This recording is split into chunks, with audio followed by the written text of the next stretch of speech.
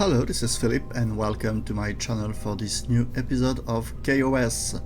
Finally, today we are going to talk about the boot file. But what is the boot file? The boot file is a kOS script that is started automatically as soon as your craft is loaded in the scene by KSP. That means that even if you don't have any communication network, your boot file is still started by kOS, and that is good news, because you sometimes need to run your script out of the communication networks, and boot files will save your day. Other thing, boot file also it saves you a lot of time during the first process of copying your script or running script from another folder than the archive folder. If you look at your processor, here you don't have any option to choose the boot file, and that's normal, because for the moment I don't have any boot file. So if I go here in my editor, I can choose the boot folder, and inside that boot folder I can create a new file. I call it main boot. Can call it can choose the name you want, and I create another test boot.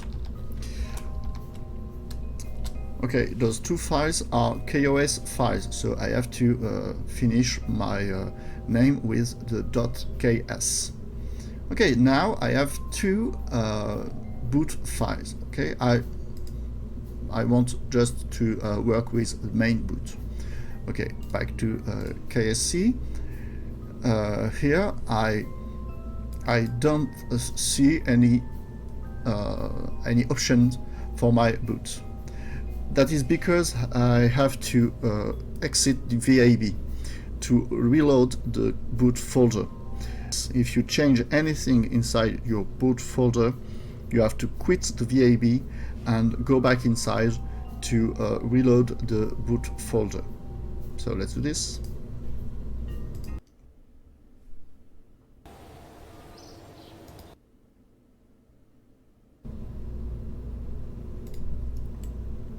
Okay, now I'm back inside, and ta-da! I have a line to choose my boot file, and because I have two boot files, I can choose neither of them, or the first one, main boot, or the second one, test boot. Okay, so I want to choose main boot. That means when I will click on the launch button, KSP will load my craft into the launchpad, and automatically the main boot files will be executed. So all the thing I will write inside that file will be executed by kOS. So back to my editor here. What I want to do first, the first thing I want to do is to clear the screen. Okay. Then I want to open the terminal. For this, let me create a function open terminal. Okay, that function doesn't exist for now. Then I want to go to my folder missions, so the cd0 missions, and then I want to run tests. Okay, this is not an error, it's just VAC, which it doesn't understand that the 0 missions, it's that folder. Maybe if I do this, no, even with that. Okay, this is a mistake because the function open terminal doesn't exist. So I have to create it. It will be a global function. That means I can use the open terminal function everywhere in all my scripts. And this function, obviously, open terminal. For that, I have to use a specific structure. I'm not going to speak about that structure in deeply because it's a complicated one, and we'll see this later in other video. Because that structure used the core structure is your processor, it's your main processor. This is a part, so core part, and we have to use the special suffix for that part. It's get module, and this is a particular suffix. I want to talk about this later in other videos. Okay, so get module. That module is called kOS processor. Okay, and I want to do the following event: open terminal. That event is the option you have when you right-click on your processor, and you have different options, and you have the option open terminal. Okay, so that is my function open terminal, and right away I create my function close terminal to close the terminal. Okay, that function, those two functions are written once for all. Now I just have to remember that I have a function that is called open terminal and a function called close terminal, and I can use it everywhere as soon as the main boot is used, of course. Okay, so I opened the screen, open the terminal, I go to the missions folder, and then I run my test file. In my test file, I have to do these things.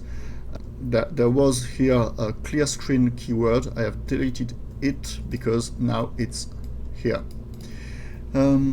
Right, your craft can be out of the network communications network. The boot file will be executed, but if you want to go to the directory 0, you must have access to 0, and 0 is the archive. The archive is the KSC. So if you want to do something with the volume 0, you must have a connections network available. So be careful about that when you write your script. If you want your script to be executed in every situation, you mustn't have the 0 volume.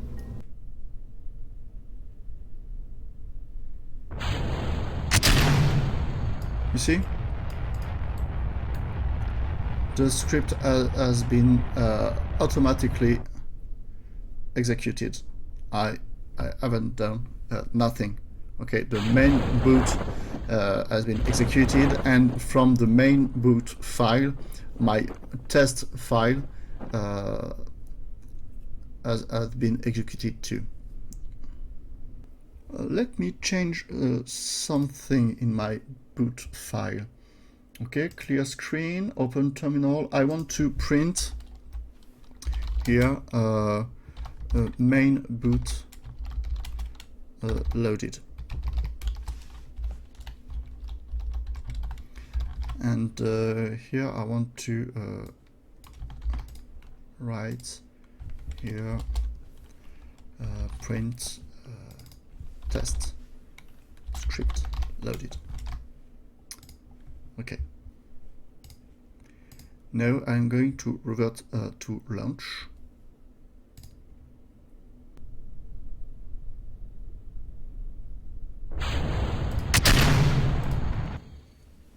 Do you see the problem?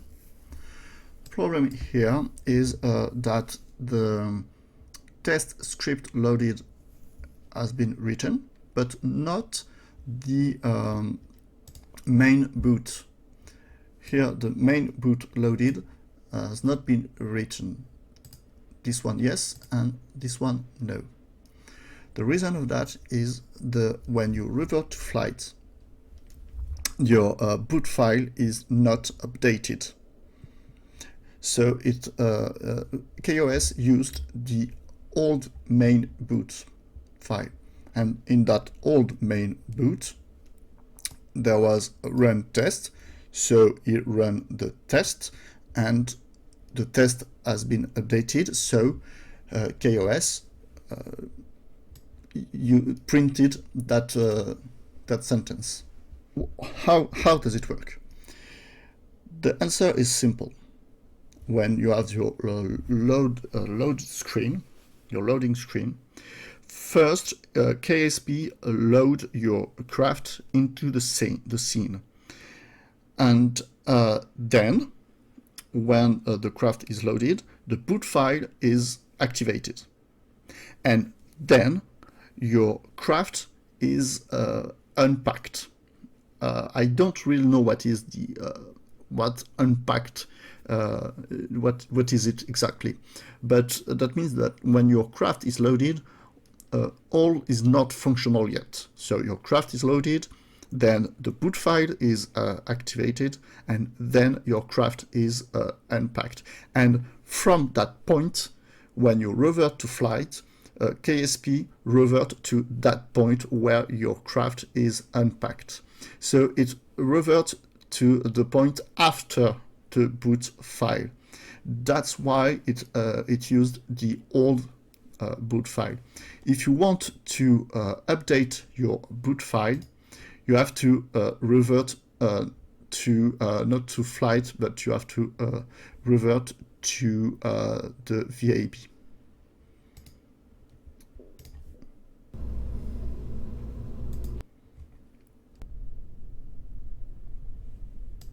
You see, main boot loaded.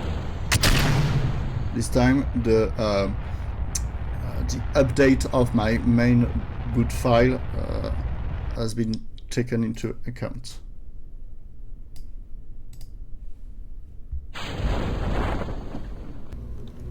For the reason I just explained, I prefer to add something into my boot file. I like to write wait until ship unpacked. It doesn't change the way, it doesn't change the thing that if I change my boot file, I have to revert to the VAB for that update to be taken into account.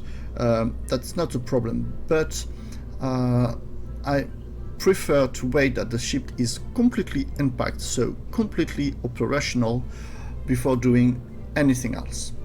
It's just a measure of precaution. Okay, let's have a look at my test boot. It will be very, very simple. I copied my main boot file. I don't need this. I just want to open the terminal. I want to wait until the ship is unpacked, and I want to wait, I don't know, 1 second, and I want to print. I'm going to use that test boot file into a ship in orbit. So I want to say, I don't know, the ship, and then the ship name. Now that you know everything about the structure, ship name plus is orbiting around, plus ship body name, okay, and print. Its current altitude is ship altitude. Okay, I don't need the close terminal here. This is my new probe in orbit, not yet. And you see I have chosen the test boot for the boot file.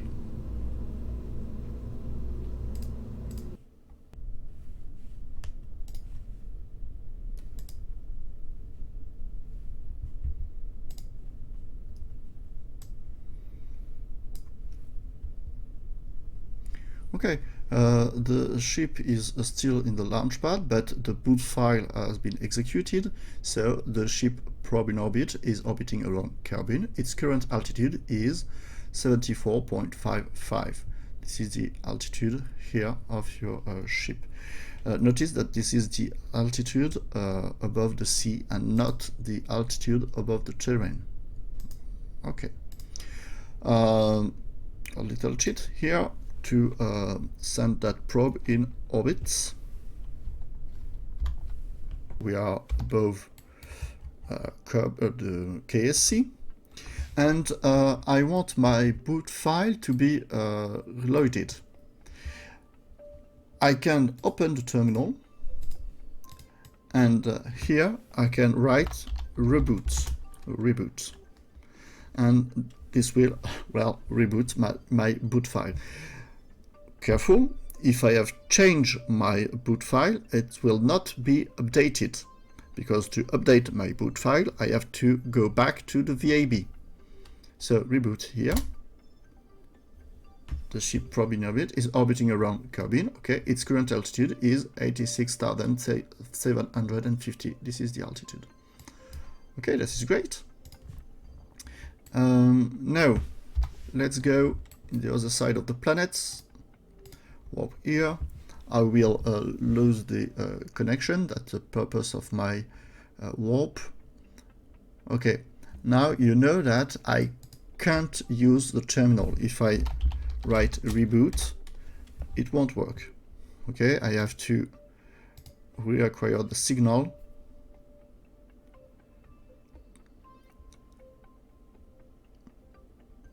And then, okay, the boot file did its work. Okay, let's close that. Going back here, I want to lose connection once again. And I will let my ship here around Kerbin. Here. I want to have some light. Okay, so I don't have any connection. Goodbye probe. Going back to the KSC, so my probe is now around Kerbin. Okay, in the tracking station, I can fly my probe, and we'll see.